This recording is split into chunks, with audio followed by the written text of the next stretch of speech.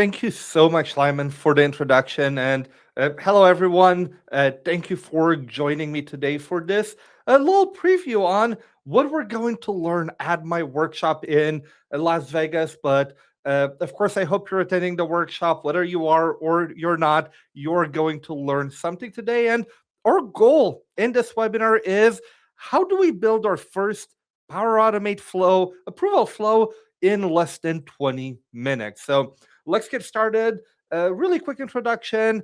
So I'm a Microsoft MVP from Montreal, Canada. Have been a Pluralsight author for about 10 years now. So a lot of on-demand content.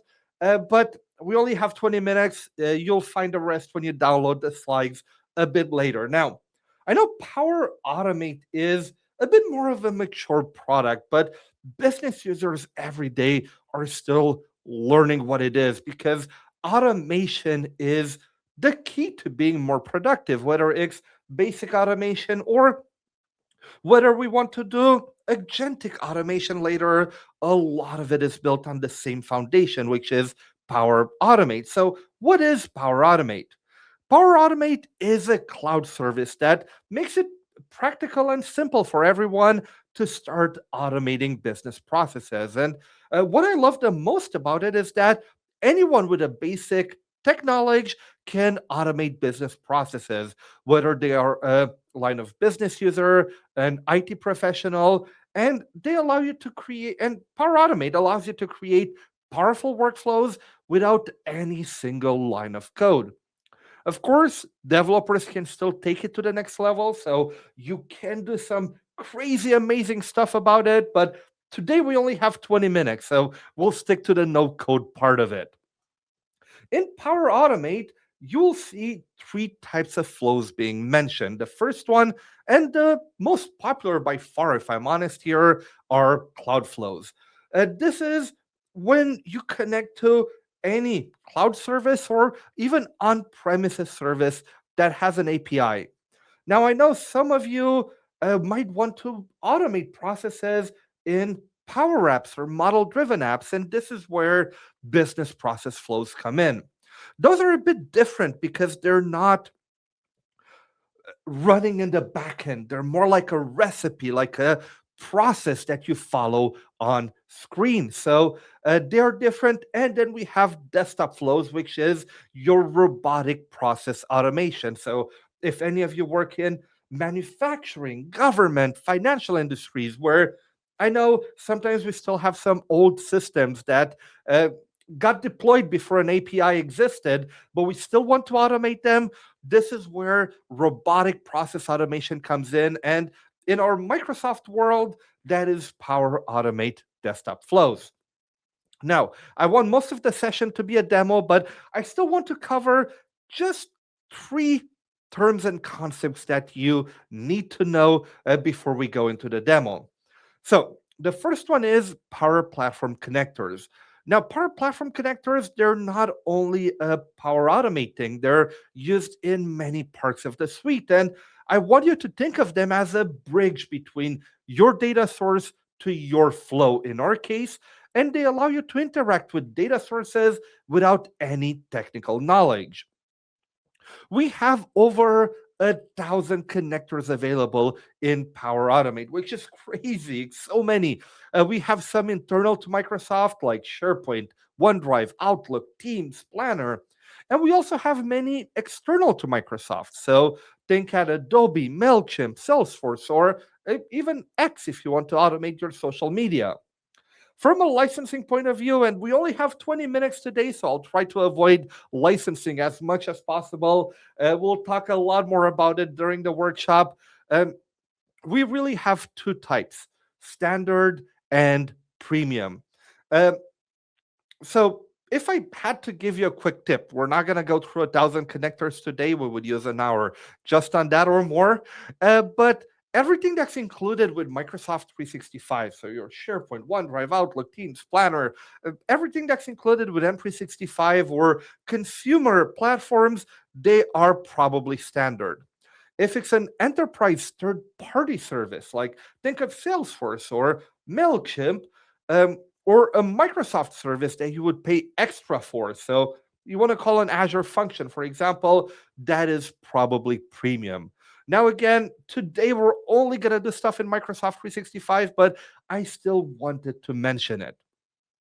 Now, inside of connectors, we have two types of operators uh, we that we really have inside of connectors, and they are triggers and actions. Triggers really only apply to Power Automate, but also to Copilot Studio if you ever want to do autonomous agents. And actions apply to Power Apps, Power Automate, and Copilot Studio as well. Now, the trigger is the event that starts your flow. A trigger can be automated, so something that happens in another system. So think at a new item added in a SharePoint list, or a new file added in OneDrive, or a new post on X with the PPCC26 hashtag. A trigger can also be time based, so every day at 5 a.m., run my flow, or it can also be instant or manual, so where you trigger it manually as needed. In Power Automate, where we'll look in a second, you'll see Microsoft show it to you as three different experiences to create a flow. But the only thing it does in reality is actually filter the types of trigger that you see, but it's the exact same flow.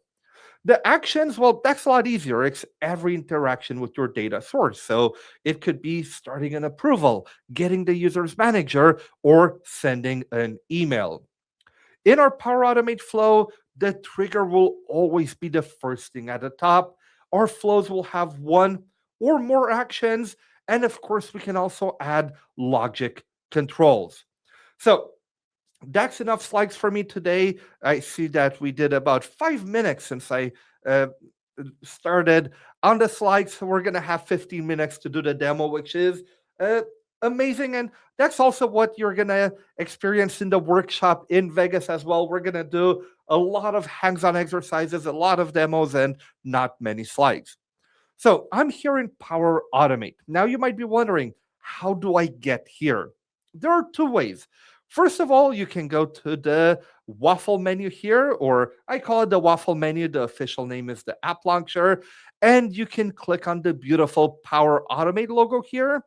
Or if you're like me and you remember URLs, you go to make.powerautomate.com and it will bring you to your default environment. Now, of course, on the homepage, you'll see the thing that Microsoft loves the most, which is Copilot. But today we're going to learn to do things by hand. So to do that, we will go to My Flows. Now, in My Flows, you'll have four different tabs at the top. First of all, your Cloud Flows, which is what we're going to be covering today and in the workshop. We have two tabs for desktop flows, one for the production, one for the test, and shared with me. Now, every time that you see a flow that's in Cloud Flows here, it means you created it and it's not shared with anybody. So only you have access to it. As soon as you share it with somebody or somebody else shares it with you, it will appear in the shared with me category. So don't be surprised. It happens to me sometimes. I work on the flow so long. I am used to seeing it as the first thing here. Then I share it with somebody to test and I think it disappeared. No, it just moved to shared with me. Now, before we get started here, I just want to show you what we're going to be building. So I have this. I know I'm very creative with my SharePoint site names. It's called the Power Automate demo site. And I have a list called purchase approvals. If I click new here, you can see I had the title, the amount, the description, but I actually even have um, some hidden columns here, the approval status and approved and denied by that we can set with Power Automate. As you can see, a user cannot set them whenever they create the item.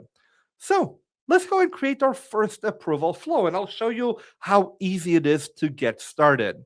So I'll go here to new flow, and remember when I told you that we have three different experiences? Well, we have the automated cloud flow, instant and scheduled, but they're all exactly the same cloud flow. The only thing it will change is whenever Microsoft shows you here, choose your flows trigger, it will filter it for us to show only the type of filters, only the type of trigger, sorry, depending on the type of flow we chose. So I'll call this here PPCC26 preview approval.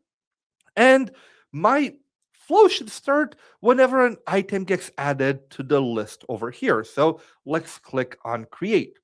There, I have my trigger at the top, which is when an item is created. Now, something important is that Power Automate is smart, but it cannot yet read our mind. So it doesn't matter that I have the SharePoint site open here in another tab. I still need to tell the trigger when an item is created, where, in what site, in what list or library, or list in this case. So I'll choose the Power Automate demo site. And then for the list, it will automatically show me the list in that site, and I will pick purchase approvals. Awesome. Then after that, well, I want to make my flow dynamic, right? I don't want it to be always go to the same person. I want to find a manager of the person that created the item. So I'll add my first action here and I will search for manager. And you see, I have under Office 365 users, I have get manager. You see, by the way, here, this one, and I'm sorry I'm picking on you, Easy Vista, because you're the first one to show up. It has a little diamond here. This means that this is a premium connector. Without a little diamond, it means it's a standard connector, so you don't pay anything extra for it. Now, great, I need to tell it whose manager do you want to find. And this is where one of the most powerful tools we have comes in, which is called dynamic content. To access dynamic content, you see, as soon as I clicked in the input box, I had two blue buttons here appear to the right. It's the one at the top, the one with the lightning bolt. The other one is about expressions. We're not going to cover them today, but we will cover them in the workshop in Vegas. So let me click here. And here you'll see all the content that the Power Automate flow can see from the trigger and every single action above. Right now, of course, we only have the trigger, but as our flows get bigger and bigger, we're going to have a lot more options in here. What I want to search is created by email. So the email address of the user who created the item. Great.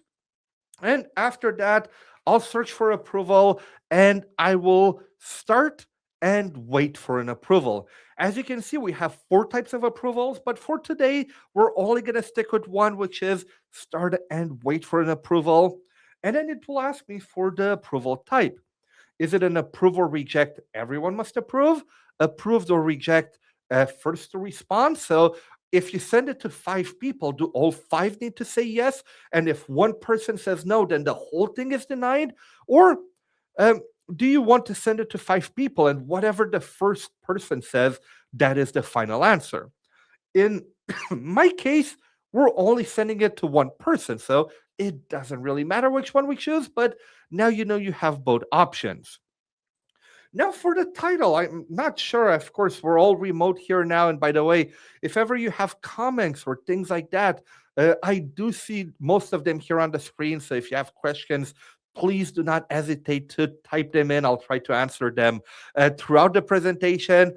But I'm sure a lot of you get approval requests, and it's all about, the subject of the email is new approval needed. But you look at that email in your notifications and you have no idea if it's going to be a 2-minute task or a 1-hour task to get that approval done. So you kind of are afraid to open that email. Let's make it better. Let's actually say here new. Well, let's spell it properly. New purchase approval by, and then let's add the created by display name here for.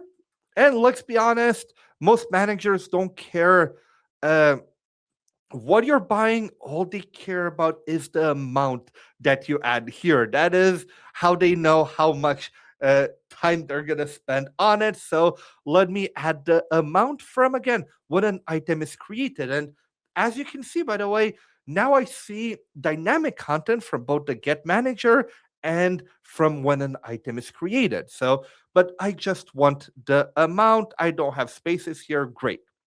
Who do I want to assign it to? Now, I get impatient with technology sometimes. And you see, I clicked here.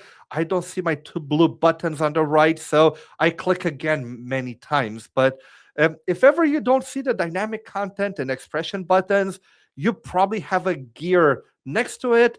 And you can select use dynamic content. And then you'll see your buttons appear. So I want to assign it to the mail of the manager here. So it always go to the manager of the person that created the item. It's not, always goes to Vlad or to Alex by default. It will be dynamic. So for the details here, I'll say hello. Let's be very nice with this one. I'll search for display name. So I'll get the get manager display name. You have a new purchase approval from, let's search display name again here actually. So display name created by display name. They would like to purchase. Let's go here and then we'll get the title from the request in SharePoint for the amount of, and then we will add the amount. Great. Do we have any other fields here? I have a description. Let me see here. Here is the description, if any, and I'll add the description here from Power Automate, from SharePoint, sorry. Great. Let me make it look a bit better. And then we'll say thanks and you're the best. Because, of course, being nice to your manager always increases your approval rate for purchases. So that's a small tip. We'll leave it as that. Then I can add a direct link to the item. It's really cool because Power Automate gives us so many of the things we need as dynamic content. So we don't need to build them weird ways. I have link to item here. And then the description I can see, click here to view the item. This is what will be shown as the clickable text for the link. Now, something I want you to remember is that a lot of times in Power Automate, you'll see things like advanced parameters, but most of the time they're not advanced at all. So for example, here I'll do show all. You always want to change the requester because if not, it will always be requested by the person that created the flow. But I want it to be requested by the created by email. That's the right way to do it. Great. And then after that, well, I need a condition, right? Because we're not going to send the same email if it's approved or not. So what I'm going to do here, I'll say if the outcome of the approval here is equal to approve, then we will send an email and we'll use Office 365 Outlook. Really important that you do not use Outlook.com. It has the same icon, but this is for your personal Outlook. We, of course, want the business one. We will send it to the created by email. Again, the subject will be, yay, your purchase has been approved. And then you can now go and purchase, and then we'll add the title in here. Again, because I really want to finish this in 20 minutes, I'm not going to go into customization and things like that, but you can customize an HTML, you can change the font, add CSS, you can do many amazing things to make it look awesome. And again, let's just copy the action. If you're lazy like me, by the way, you can copy actions. And then, yes, I need to allow it here. Then I can just paste the action in here. And then I'll say, oh no, your purchase has been denied. Please talk to your manager. And then we'll add here the manager display name and ask them why they denied. And then we'll add the title of the item in SharePoint. Of course, I'm making all of this right on the spot. Always make sure to spell check and things like that before you put it into production. But to show you why advanced parameters here isn't advanced, CC, for example, here is an advanced parameter. So this kind of shows you that not everything is really advanced. And we will add the manager email here, for example. Um, so this way we CC the manager so they can one-click complain. Now let me save it here. Green is good, red is bad. So we'll keep it green here. The flow is ready to go. We recommend you test it. So how do we test it? Well, we need to add some items in SharePoint. So what I'm going to do here is let's go add here. I need a new keyboard. The amount is $50. My old one broke. And then we will click on save. And after that, I need to go to PPCC27 in Bora Bora. I keep giving the idea of going to, Bora Bora or doing conferences in sunny locations like that. I'm not sure if they listen to me, but I can keep trying. The amount will be about $5,000, of course, with flights and things like that. I need a conference in Bora Bora. Because Canada is too cold. There we go. We're just going to add that in there. Now, I'll let you guess which one is probably going to be approved and which one is going to be rejected. If I go here to the history, now, it will always take between a few seconds and 2-3 minutes before the flow gets triggered. Usually it's pretty fast. As you can see here, the first one got triggered. The second one will be in no time. Now, I can also click on the flow and view the history. So you can see, I see that when an item is created, it got all the info in 0.2 seconds. The get manager was super fast. And now we're waiting at the start and wait for an approval. If I go and I can also click on one action and I can see, for example, what was the input that was given and what is the output here. Where is the body here? The output here, you see the output mail is Vanessa at vladtalkstech.dev. So I really have access to what Power Automate sees in the back. You see the second one started running as well. And if I go to my emails, I'm logged in as Vanessa now, which is the manager. Let's look at the first one here. So this is the one for $50. And let me see if I can open this in a new window, really show you everything. New purchase approval created by display name for the amount. All the information is already in the email. Hello, manager display name, so Vanessa Lee. You have a new purchase approval. Well, and this is why you put stuff through spell check. Before you put it in production, from created by display name, they would like to purchase a new keyboard for this amount. Here's the description, if any. I will approve this one. Go for it for the comments. Again, will Vlad ever see the comment that Vanessa added? Right now, no, because we need to tell Power Automate everything that it should share. If you don't tell it to put the comment in the email to Vlad, it won't do it. So that's the kind of stuff that we need to learn to do and the kind of thing we'll cover in Vegas. If I now go here to this one, I will reject it and I'll say submit again for 2 people so I can join you. Again, we will reject this one so we can make sure that we test both packs of our condition here. And if I now go log in as Vlad here, I see, let me hide some of those useless ones here. I see my purchase has been approved. So you can now go and purchase the new keyboard. And oh no, your purchase has been denied. Please talk to your manager, Vanessa Lee, and ask them why they denied PPCC27 in Bora Bora, and the manager has been CC'd.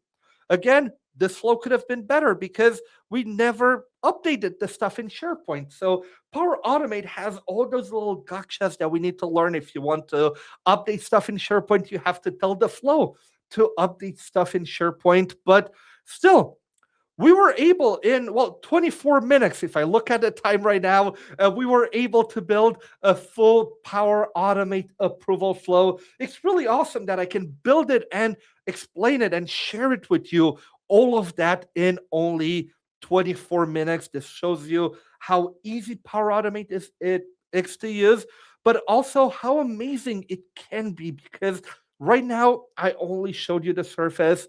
And if we look at the Las Vegas workshop, we're going to learn all the solid foundations, but we're also going to go and learn how to use AI to extract data, to automate some of the manual steps in there, and maybe even, check the policy before we send it to the manager to see, hey, can we automate this approval with AI or not? What can we do to make our flows more productive with AI? So many things I want to share with you. We only did 25 minutes today, but I look forward to seeing so many of you in Las Vegas and pass a full day together where we learn how to take automations to the next level. Lyman, I think that is for my 25 minutes. I think right now you had a code for some people that they can save money. So hey, Vlad, thank you so much. And thanks for the Bora Bora recommendation. We need to take that seriously. Thank you, everybody, for joining us today. That's awesome that you found the time. We hope this session gave you some insight into what to expect at Vlad's full-day workshop at PPCC26. And if you're interested in the other workshop previews for PPCC, check the link that's scrolling along on the bottom there. We'll run it nice and slow, so you have an opportunity to get that. And believe that it's a QR code that can do the link for you.